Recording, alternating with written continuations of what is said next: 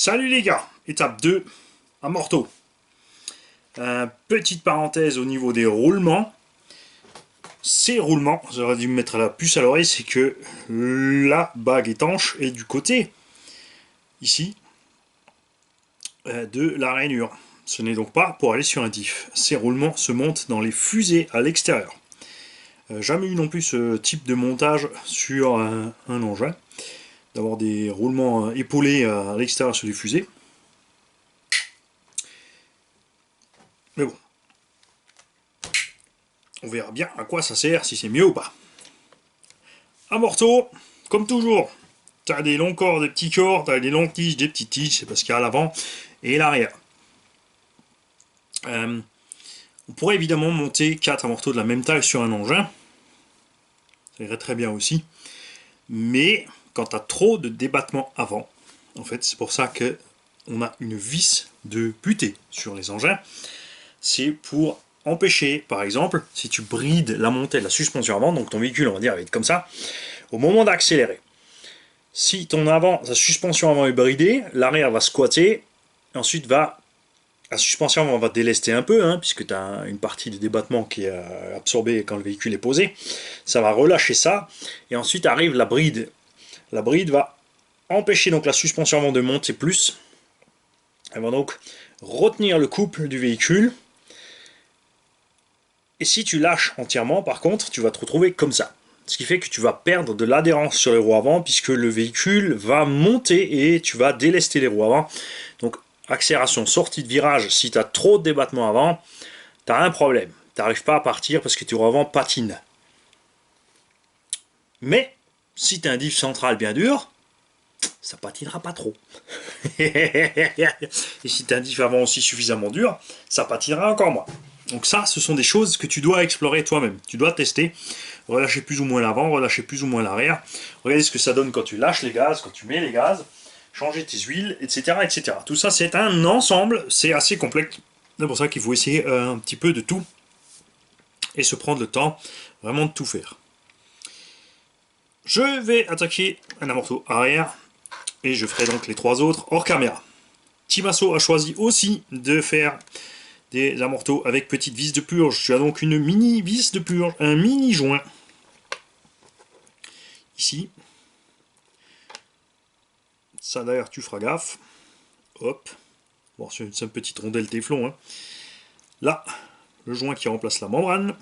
Pour éviter évidemment que l'huile passe entre le capuchon et le corps d'amorto. Voilà. Tu mets là-dedans.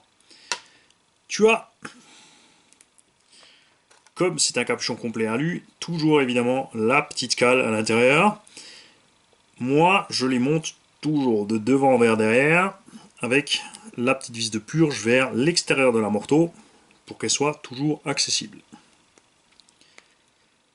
Voilà, comme ça. Dans l'écrou de tannage du ressort, qui ne sert donc pas à durcir le ressort, mais à changer sa précontrainte, c'est-à-dire la progressivité, c'est-à-dire que tu as un ressort qui encaisse 1 kg au total, il lui faut 1 kg pour être totalement comprimé, donc au début il va réagir à 100 grammes, 200, 300, 400, 500 jusqu'à 1 kg. Si toi tu le comprimes déjà, tu vas supprimer la première partie, on va dire que tu vas supprimer, si tu le comprimes à moitié, tu vas supprimer 500 grammes, il ne réagira qu'à partir de 500 grammes, mais il n'aura toujours qu'1 kg au total de pression admissible dessus. Tu passes donc le petit joint torique là-dedans, ça évite que cette bague se dessert toute seule. Perso, moi j'aime bien, sur mes caisses, je monte ça 100. Comme ça va hyper vite pour régler mes suspects sur le terrain vite fait. Tu mets un petit peu de graisse sur ton joint torique, comme ça tout circule bien. On va aller à la page de la notice des amortos, qui est bien plus loin ici. Et on va voir s'ils nous disent quelque chose au niveau des réglages de base. Non. Ils te disent comment monter ton amorto, sortir les bulles d'air évidemment, purger la chose, et c'est tout. Ce qui est bien par contre, c'est que chez Timasso, voilà, on en a parlé, après c'est en anglais. il t'explique Front Drop, Rear Drop, Setup Sheet. Non pas sheet, mais sheet. Sheet, c'est la page. Alors, allons vite dans le Setup Sheet.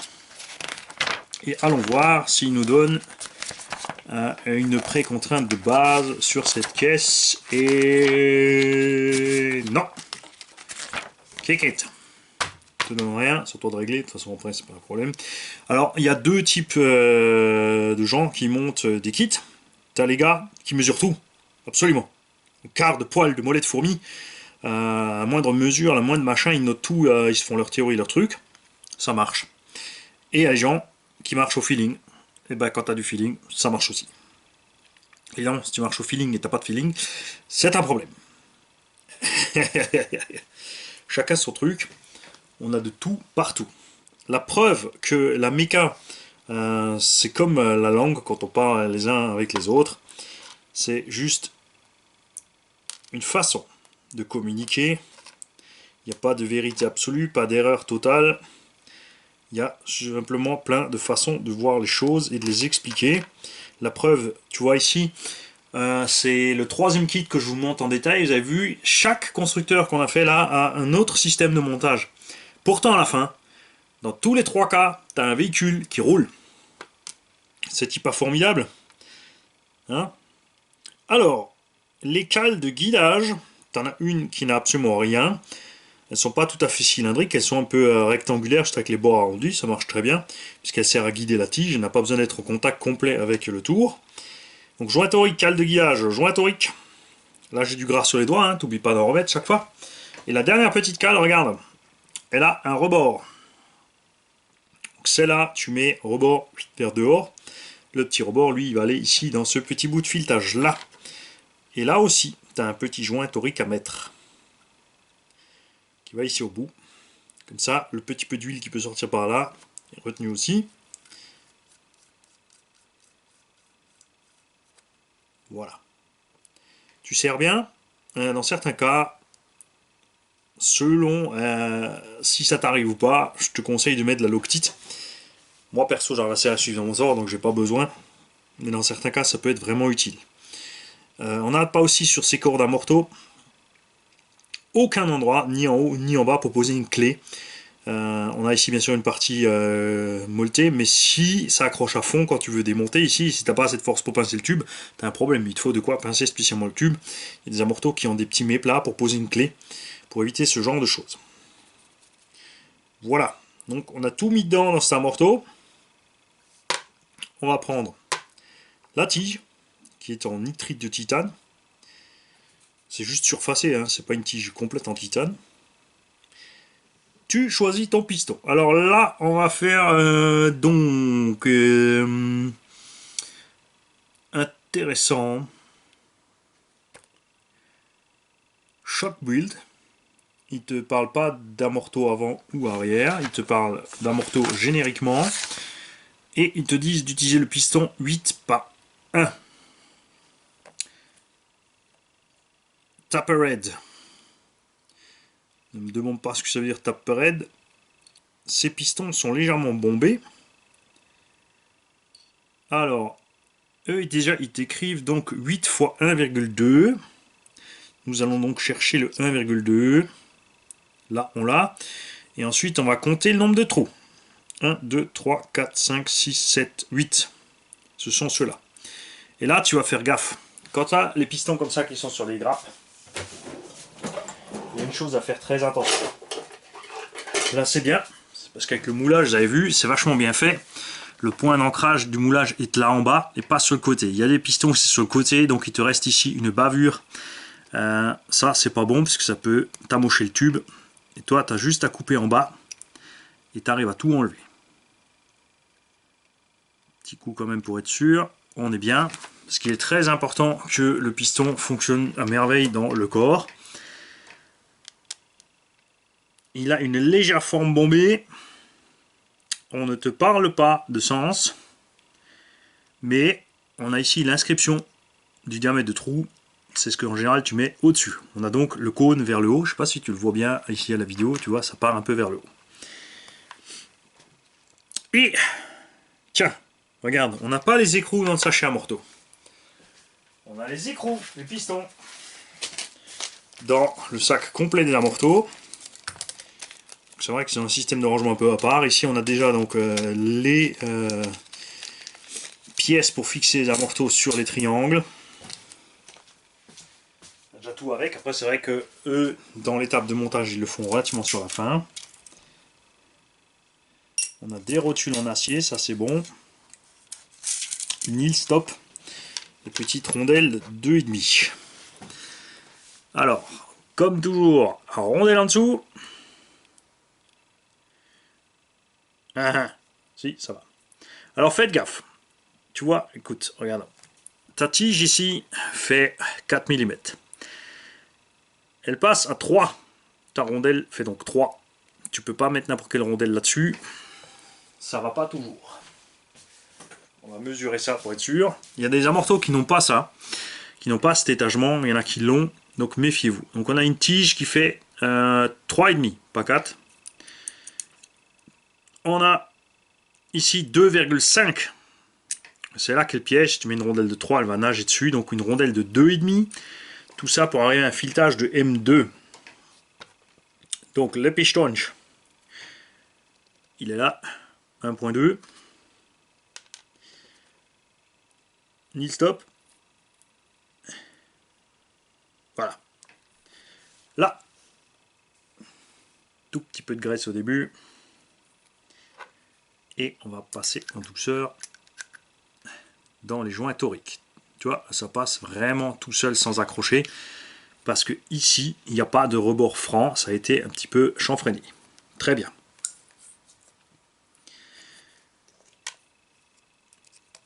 Là-dessus, tu visses ta chape.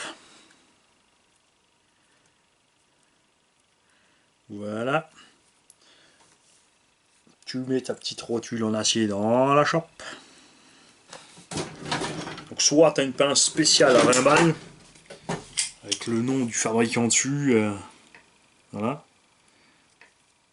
pour te la péter. Sur ton petit tapis de stand qui coûte 100 balles aussi, avec le logo, etc. Tout ce qu'il faut. Là, généralement, moi j'utilise tout simplement un embout. Je mets dans la rotule. Je mets pas d'embout directement dans le plastique pour ne pas amocher en fait la biellette. Une fois que tu es dans la rotule, il n'y a pas de souci. Tu prends ta petite clé en croix standard qui est livrée dans plein de RC, qui suffit largement. Et tu vas serrer ça.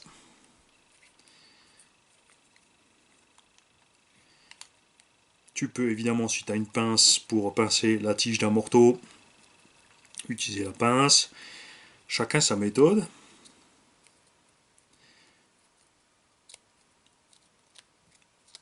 Pour la distance, moi, tu vois, je vais au serrage du filet. Puisqu'ici, dans l'autre kit, par exemple sur la ST Pro, il te parlait effectivement de longueur que tu pouvais faire. Sur la plupart des kits récents, il ne te parle plus de la longueur ici, tu vois, jusqu'au point de serrage, fin de l'histoire. De toute façon, l'amorto est plus long que le débattement que tu as besoin sur la machine. Donc c'est à toi après de régler à l'aide de la vis de butée le débattement maxi. Tu t'assures évidemment que tu as pris un corps arrière et une tige arrière, et pas l'inverse, hein, c'est vite arrivé, surtout quand tu papotes comme moi. Et là, ils te disent avant 40W, arrière 35. Très funky, puisque eux te livrent 35 et 30. Nous allons donc utiliser 35 et 30. Puisque je suis assez, j'aime bien les setups, j'en vois pas les diffs, les setups de suspension, je suis vraiment content de ce qu'ils font chez Timasso. Avec les hot bodies, par contre là c'était du n'importe quoi. Alors, piston bien en bas. Tu mets délicatement quelques gouttes au fond pour que ça recouvre les trous. Moi je fais tourner un petit peu. On m'a dit aussi comment tu fais tourner vu que tu ne serres pas ton piston. D'ailleurs là, oui, je l'ai en papotant, je ne l'ai pas desserré. Donc c'est quelque chose que je vais encore faire, le débloquer un tout petit peu. Enfin si le filetage est assez lent sur le nil stop. Hein. Attention. Voilà. Donc le fait d'avoir mis un tout petit peu d'huile déjà au fond alors que le piston était au fond évite qu'il y ait de l'air sous le piston.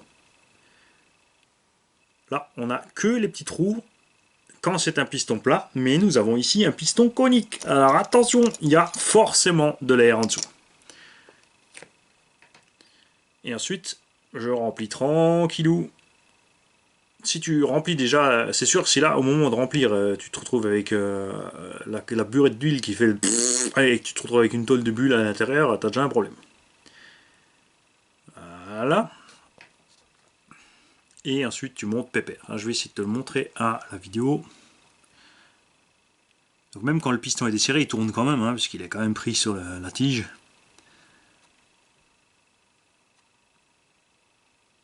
Voilà, si tu montes délicatement tournant, ça permet vraiment l'air qui est prisonnier en bas de se passer dans un des trous et de foutre le camp. Comme elle passe au-dessus du piston et que toi tu remontes doucement, tu remontes les bulles avec toi, puisque tu as une pression en dessous, donc tu aides les bulles à remonter. T'as vu? Plop, plop, plop. Tu vois, regarde. Hop. En redescendant, tu fais pareil. Quand tu as chopé les petites bulles, tu les repousses en haut. Voilà. Là, ça va parce que c'est de l'huile fluide de toute façon, donc les bulles remontent vraiment bien. Ouais, pas de souci. Voilà, on a déjà plus la moindre bulle à l'intérieur. Ça marche pas toujours, évidemment. On me dit, si tu as le moindre doute, tu t'emmerdes pas, tu poses ça de côté si tu as le temps, et tu laisses faire de côté.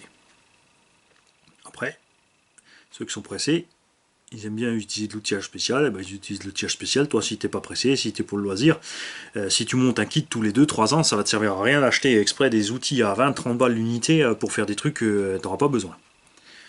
Ça, par contre, c'est le truc sympa en club, quand t'as des gens cool qui sont là avec le matos et qui te le prêtent. Après, il y a aussi les difficiles qui ne prêtent rien. Ils ont tout, et ils sont contents, ils friment qu'ils ont tout, mais surtout, ils ne te prêtent jamais l'air. Ça, c'est mes préférés.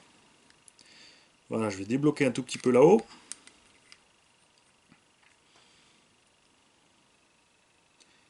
Voilà, donc le filetage est effectivement assez long. Le filetage sort de l'écran du stop et là on n'a plus la moindre petite bulle d'air et ça fonctionne à merveille. Alors vraiment, franchement la sensation c'est nettement mieux que ce qu'on avait déjà comme sensation avec l'autre bodies. Niveau des ressorts, c'est pareil, ça n'a rien à voir, c'est le buggy et pourtant on est déjà plus ferme que le truggy haute bodies. Alors celui que j'ai équipé c'est celui-là. Donc là, quand tu as une membrane, tu remplis pas jusque tout en haut parce que la membrane rentre dans le volume d'huile, tu n'es pas obligé de remplir jusqu'en haut. Par contre, quand tu as une vis de purge, tu remplis à fond. Comme c'est pas aussi fluide que l'eau, c'est plus facile de remplir à ras-bord sans que ça déborde. Le liquide va te faire une petite forme concave sur le dessus, sans problème. Tu vises délicatement pour pas en foutre partout.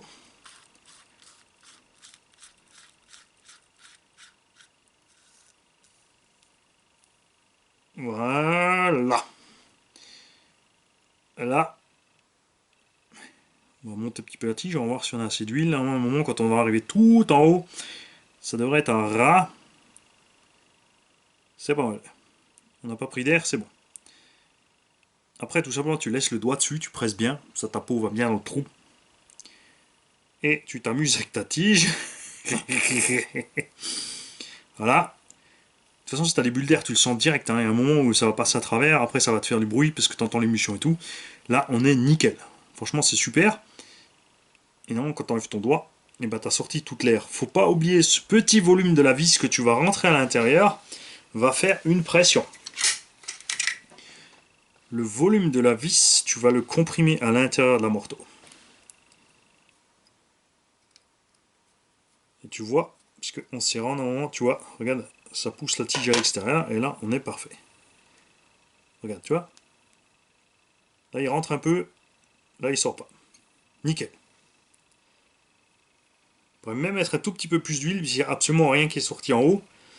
Mais tout évident, c'est que le volume, on est pas mal. Après, le ressort. Donc là, ça c'est mon truc à moi. Peinture vers le haut. Il sera rangé vers l'intérieur de la tourelle pour pas prendre des éclats. Stop. C'est un compétiteur. Il voudra certainement qu'on lui mette la chaussette. Alors la chaussette, tu peux la mettre avant de serrer la roll-tulle. Elle va être dans le chemin. Quand tu la mets après comme ça, il faut faire gaffe de ne pas la déchirer.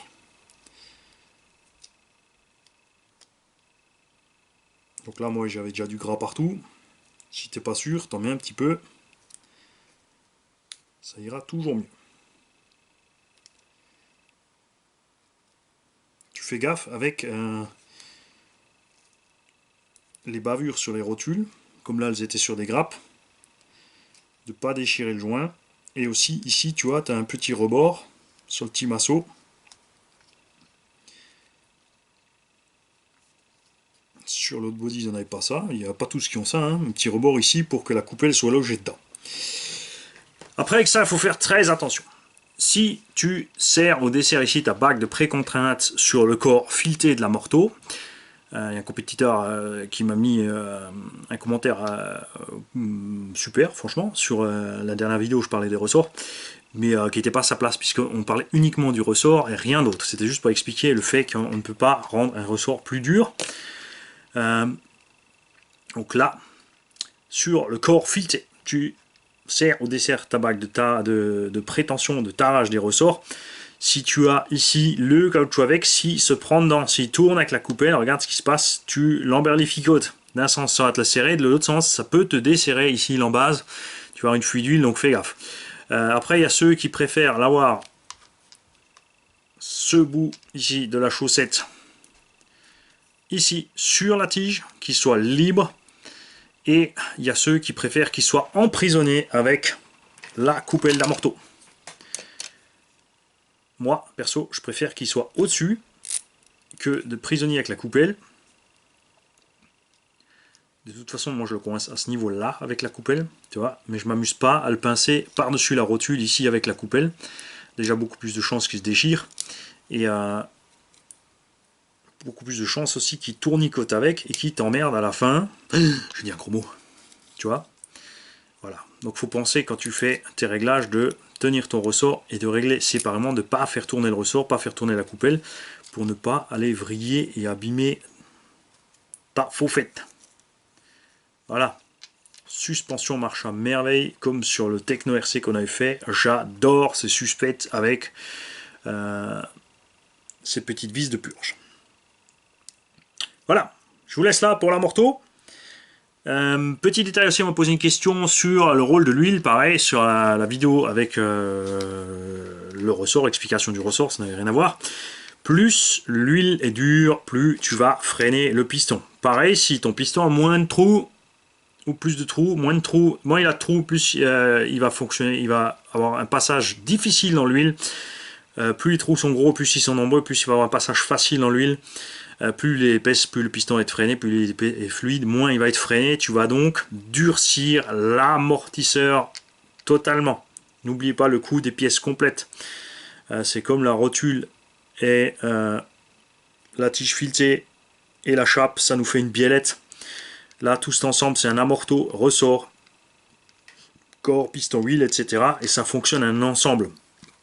Donc pour durcir un amortisseur, tu peux changer le ressort, en mettre un plus dur ou un plus souple. Tu peux changer l'huile pour le durcir ou l'assouplir. Et c'est l'ensemble de tout ça, quand ça fonctionne ensemble, qui te fait une différence. Ressort dur, huile souple, réaction de Deluche. Tu vas lâcher l'amorto, il va remonter comme un ressort, il va catapulter le véhicule en remontée. Par contre, il va réagir très vite dans les terrains accidentés, il va encaisser très vite les milliers de trous qui arrivent. Huile dure, ressort souple, c'est l'inverse. La suspension va s'enfoncer rapidement, mais n'aura pas une réaction rapide de décompression. Ça va donc être lent, enfin même compression, décompression, ça va être lent, donc ça va s'enfoncer sur un coup, et ensuite le temps que ça revienne, tu as les autres trous qui arrivent, et ton véhicule, il va sautiller. Ceci est à prendre en compte. Pourquoi j'en parle? Parce que il y a, nous, en bâche, on roule vraiment dans tout terrain, c'est-à-dire dans l'herbe, dans la terre, etc. Les trous, les bosses, des endroits pas prévus. Sauf bien sûr quand on est passé quelques fois avec la X-Max, tout commence à se planifier, etc. Mais sur beaucoup de circuits, en fait, ce sont des pistes complètement damées et lisses. Ce sont des autoroutes à bosse. La suspension peut donc être relativement raide, puisqu'il n'y a plus trop de travail de suspect dans tous les sens. Il y a les virages en appui, il y a les sauts, et ça s'arrête là. On n'a plus tous les petits travails des suspensions. Et il y a des circuits par contre qui sont complètement défoncés, où c'est l'inverse, où tu as plein de trous, où la suspension doit pouvoir travailler, mais il faut quand même, tu as quand même des sauts à encaisser, etc. Donc ça aussi, c'est à chacun de trouver ses petits réglages. Je le répète, il n'y a pas de vérité absolue, il y a plein de choses différentes qui marchent, à chacun de trouver ce qui lui plaît et dans la façon dont il est plus à l'aise à piloter. Suite, Biellet Barstam. Je vais quand même rapidement le montrer sur une, puisque cet engin est pour quelqu'un, et c'est la personne à qui va le véhicule, surtout qui doit voir la façon dont c'est monté, pour qu'il sache qu'est-ce qu'il a de bidouillé de manie chez lui sur son engin. Et là, moi je vais rouvrir mon amorto, parce que chez Timasso, vous voyez, j'ai discuté avec vous, j'ai papoté, il y a un truc rigolo, mais si je fais ça, non, je vais pas le faire. Ici, il te parle, en fait, je n'ai pas fait attention. Regarde, je vais recompter mes rondelles. Il y a un paquet de rondelles avec, et ils te disent d'en mettre 2. Ils te disent rondelle x 2. Sur le dessin, il n'y en a qu'une, mais il y a une rondelle dessus et une rondelle dessous du piston. Je vais pas le faire, parce que si je te mets une rondelle dessus et dessous, le caoutchouc de l'écrou Nil Stop sera à peine sur le filetage, et tu as donc un risque certain que ça se dessert. Donc moi je vais te laisser ça avec une seule rondelle dessous, puisque en dessus l'écrou a quasiment la taille de la rondelle sur les pans, donc ça ne blessera absolument pas le piston. De toute façon ça fonctionne comme ça depuis 20 ans, pas de raison de changer. Par contre je supporte pas quand un écrou Nil Stop n'est pas sur le filetage, parce que du coup c'est plus un écrou Nil Stop. C'est ce qui arrive chez Serpent. Voilà. Comme d'hab, ouvert à tout commentaire, toutes théories sont bienvenues, tant qu'il n'y a pas de fâcherie. Et ça, c'est un truc qui m'éclate. Je remercie d'ailleurs tout le monde, ça fonctionne de mieux en mieux. On avait au début de la chaîne quelques fâcheux, ça s'est écrémé de plus en plus, et on a fait place à des gens qui ont un réel savoir, qui savent l'étaler. Les jeunes aussi qui ont des théories et des questions, n'hésitez pas, les mecs, vous êtes ici à votre place. Il n'y a pas d'hors-sujet non plus, la dernière vidéo c'est toujours sorti, c'est toujours la plus récente, donc tu peux poser n'importe quelle question dessus, même s'il n'a rien à voir avec la vidéo en cours. C'est un blog vivant qui se déplace, c'est le but. Et n'hésite pas à poser des questions, n'aie pas peur, personne ne va te remballer méchamment sur cette chaîne, on va te l'expliquer différemment, ou voir ce qu'il te faut, ce qui te manque. Et de toute façon, et tous les gens, sans exception, de toute façon, qui ont manqué de respect à un moment ou à un autre, en répondant ou en posant une question, ont dégagé. Tout simplement, j'ai pas le temps, j'ai pas de place pour ça, donc merci aussi à tout le monde de me signaler quand il y a des hurluberlus sur la chaîne. Mais là c'est vrai que ça fait un moment qu'on est tranquille quand même, hein. Je crois qu'on en a extrémé un paquet, et qu'on est relativement tranquille, et j'espère que ça va durer comme ça. Bonne soirée à tous, c'est une vidéo de montage, sortira certainement le soir, sauf si tout d'un coup j'ai envie de vous faire la série à midi. Donc il faudrait que je m'étale pas trop, parce que vous n'avez pas forcément tous le temps de manger en regardant la vidéo. Salut les gars, j'y vais, salut!